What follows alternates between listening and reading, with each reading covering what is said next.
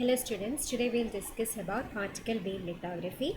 So the two particle beam lithographies based on the particle that is used are electron beam lithography and focused ion beam lithography.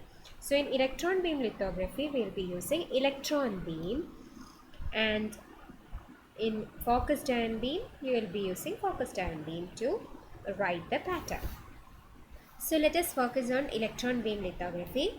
So here we will be using finely focused electron beam, which can be accurately deflected and precisely directioned using electromagnetic setup or electrostatically. And as you know, electron will act as it will also be considered to have wave nature. So it is given by, as per the de Broglie wavelength, you know, lambda, the wavelength is given by Planck's constant divided by momentum, m into velocity. And you know, if the electron is accelerated with the applied voltage, which is given by E into V, or it is equal to the energy, that is electric energy that is given, then you can write what is V from here, which is equal to 2E by capital M, and a square root is also there. So on substituting, you'll get lambda is equal to h divided by m into square root of 2e by m. So m, square root m, and m, one of the root m will cancel off, so we will have h divided by square root of 2me. And if you express E in terms of electron volt and substitute all the values, you'll get the value as 1.22 by square root of E energy, which is in electrovolt. And you can see that if you substitute the value for energy, you'll get a wavelength in the order of angstroms. So it is very advantageous to use electron beam, in the sense, you know, the wavelength will decide what is the features formed onto the substrate. So half of the wavelength would be the feature size. So in photolithography we have used visible light. There the minimum wavelength possible was 400 nanometer for violet. So the feature size was just half of this, which is 200 nanometer. So in order to get a still smaller feature size, we used ultraviolet rays and then X-rays, which has lesser wavelength compared to visible light, and we were able to get better, smaller features on the substrate. Now you have a beam which can have a wavelength in the order of 10th of angstroms, which means you are getting a wavelength which is very smaller. That means it is the most powerful tool to make patterns of 3 to 5 nanometers. Okay, so that much beneficial to use electron beam lithography, and also it is also exempted from all diffraction effects on the edge. Now let's see how the electron beam lithography works, or what is the interaction of electron beam with the resist or to the substrate. So first of all, it will be modifying the electron structure of the atom by ionization. So as you know, you have a substrate, let us denote it by S, over which a resist layer is coated. This is the basic setup for a lithography. And what you do, we might make it incident using a light or an electron. Okay, so what will happen? Only the exposed regions will be affected. So this is the one such exposed region in the resist that will be affected due to the incident radiation. So it could be a light or it could be an electron beam, any particle. So only those regions will undergo any kind of chemical reactions rather than the unexposed regions. So when then it is dissolved, it is kept in a developing solution, so that chemically reacted part may dissolve or may do not dissolve in the developing solution compared to the other region. So that can expose the, so once if it is dissolved off, it will be exposing the substrate. Okay, so once you have dipped it in developing solution, only those regions might remain which is not exposed, because those are the regions which does not have undergone any chemical reactions. So in that way you are exposing the substrate layer. So then it is dipped in etching solution. So first you are getting in developing solution, and then you are putting it in etching solution. So the exposed region of the substrate will be etched out.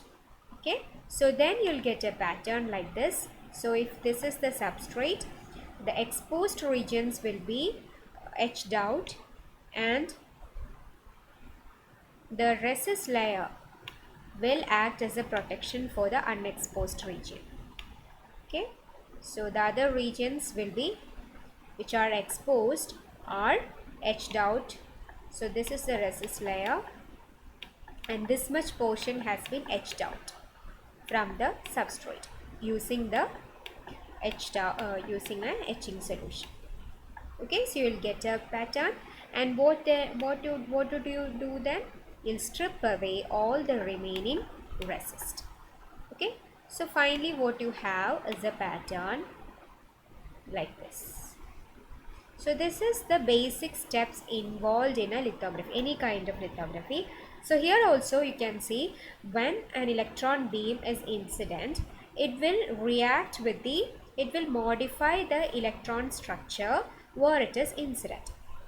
So here you can see it will interact with the atomic structure over here, and it will modify the electronic structure of the atoms by ionization.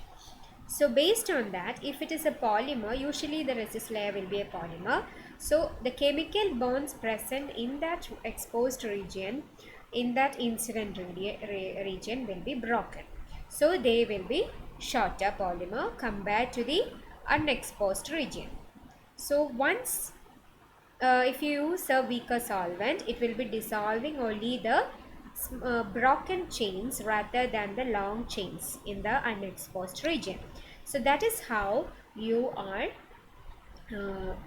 making the patterns transfer onto the substrate. Okay, so it will reveal the exposed regions. So once they are dissolving the fragmented portions, it will reveal the exposed region, and as we have mentioned, where if you put it in etching solution, it will be etched out and you'll get the pattern. Okay, so here there is a problem. The incident electron can lose energy via two methods. Either it could be an elastic scattering or it could be an inelastic collision. So the electron scattering it is inelastic, means there is only a change in direction, while inelastic means there is an energy loss also. Okay, so whenever the electron is incident onto the resist, it may undergo change in direction alone, or it may lose energy to the atom. Okay, so what will happen if it is changed the direction? What will happen? It will scattered off onto the sidewise. So it will broaden the beam. So suppose the electron beam was highly focused beam was incident. Once it enters the resist layer, what will happen? It might scatter. That is called forward scattering to the sides, lateral sides. So that will increase the beam size that is passing through the resist. Okay, and hence the feature size will also increase. So it will produce the lateral electron. Lateral means sidewise. Electron flux which will be normal to the incident direction. So normal incident direction normalized, the electron flux will be scattered off to the sides, and hence it will produce a larger number of electrons onto the side. So this will result in the resist images to be wider than that is expected. Though a collimated beam, sharp beam was incident, Due to the scattering happening, it will increase the size of the broaden the beam, and hence the images produced on the resist will be wider than that is usually expected. So the magnitude of the scattering will decide what will be the size of the pattern that is formed, and that in turn, that is the magnitude of scattering will depend upon what is the atomic number of the resist and what is the density of both the resist as well as the substrate, and what is the velocity of electron or the scattering voltage. So you know, if the atomic number is small, it will be scattered intensely. If the density is also high, the scattering will be high. If the velocity of the electron or the accelerating voltage is high, the electron will be highly energetic, so it will be very difficult for the atoms or the density to scatter it easily. So the scattering will be less for higher velocity electrons. So these are the features that you have to keep in mind. So as we mentioned, resolution of the pattern that is formed using electron beam lithography will depend upon what is the amount of forward scattering of the electron in the resist layer as well as the back scattering from the underlying substrate. What does that mean? That is, as we just mentioned, when the electron is incident onto the resist layer, it will be scattered off to the sidewise, and that is called forward scattering. While it moving forward, it is getting scattered. Now what is back scattering? The electron which reaches the resist substrate interface, this particular border, it will back scatter onto the opposite to the incident direction. So that will also increase the size of the pattern. So the forward scattering must be less as well as the backward scattering must also be the less. So all these will decide what will be the resolution or what would be the size of the pattern that is formed. Now the exposure of resist by the forward and backward scattering electrons will depend upon what is the beam energy and what is the film thickness as well as what is the atomic number of the substrate. Now let's see what is the effect of beam energy on the forward and backward scattered electron. So if the beam energy is more, that is if the electron is having more energy, what will happen? The forward scattering will be less and hence more chance of electron reaching the resist substrate interface. As the scattering is less, it might reach the substrate very fast. So what will happen? Then the back scattering will be okay. As the energy increases, energy loss per unit length of its passage will be small, decreases. So scattering cross section will be less. So lateral transport of forward scattering electron will be decreased, while because the electrons can reach the substrate, back scattering of the electron will increase due to the increased electron range. Electron range means electrons can very well reach the substrate. That's why the electron range has increased. So if that's so, then back scattering will be more while forward scattering is less due to the high energy. In the case of film thickness, as the thickness increases, what will happen? Of course, the forward scattering will increase because more collisions will be there, and hence the area exposed by the scattered electrons at the resist substrate interface is larger in thick film, and you can have a proper exposure so that the electron range in the polymer film be greater than the film thickness. Okay, in order to properly reach onto the substrate, you must use an exposure, or the time of exposure must be adjusted so that the electron can reach onto the substrate after passing through the resist. The Third one is substrate atomic number. So as we mentioned, if the atomic number is small or the atom is bigger in size, electron reflection will be very high. Electron scattering will be very high, and it will also increase the backscatter contribution. Okay, so these are the three factors you need to keep in mind. Now let's see what are the components of what are the different kinds of electron beam system. One is scant focused electron beam system, where you are scanning the resist layer. So if this is the resist on the substrate, the electron will be focused onto point by point onto the substrate, which means we are scanning one by one point by point onto the resist. So it is a serial fashion of doing it. It's not a parallel. All on a sudden one by one and that is called serial fashion, and it is a very slower process. So here we make use of an electron beam, similar to the one which is used in scanning electron microscope, in which the deflection coil are computer operated. The computer will decide in which direction the electron has to pass through. Okay, it is very versatile version because no mask is required. The computer will decide, or you can direct the computer to make any pattern as we decide. So usually the system will be using round beam or Gaussian system, and also shaped beam system can also be used. And the second method is the projecting an entire pattern simultaneously onto a waveform. Okay, that means we need to use a mask, and through the mask the electrons are sent.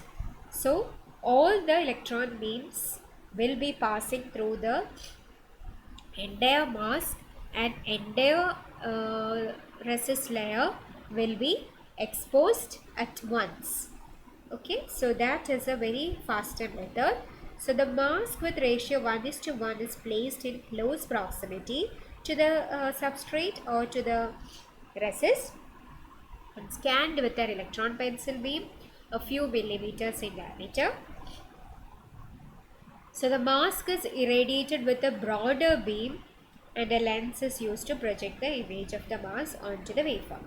So you can use a proximity method as well as a projection method when you use a mask.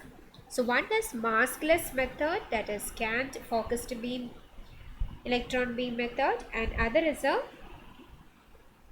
masked method. Okay, the masked method has some difficulty because if you pass the electron beam through a mask, then it is made to fall on the resist, isn't it? So what will happen? There are blocking areas in the stencil or the mask. So once the electron beam is incident, there is a possibility that some of the electrons are sticking onto the mask itself. So that will cause a strong electron current which concentrate near the mask and interfere with the beam. So this will heat up the mask, and which will lead to distortion of the mask itself. So the proper pattern will not be transferred onto the resist. So that is a difficulty with the electron beam system making use of mask. So there are 4 subsystems in electron beam system in lithography. They are we require an electron source to produce electron beam. So you can produce electron beam using thermionic emission, which means we are heating a coil and producing the electron emission. Or you can use you can give a electric field and produce emission of electron. There it is called field emission. And the next component is electron column, which means once the electron has been emitted, it has to be collimated, which means it has to be focused. ഒരു ബീമിൻ്റെ ഫോമിലേക്ക് മാറ്റണം. And hence it is called beam forming system. We make use of electric field or magnetic field to focus the, so plates will be there. Once the electron is passing, plates, parallel plates will be there. It might be magnetic plates or electrostatic plates, which can control which is the direction of the electron that is passing perpendicular to the field. So that is called beam forming system. And third stage is the mechanical stage, which is actually impossible. It is actually very difficult to deflect the electron beam. So rather than moving the entire electron beam over the resist, what you do, will move the resist layer left or right or up, forward and backward. So it is easier to move the substrate resist combination rather than the electron beam that is getting fall incident.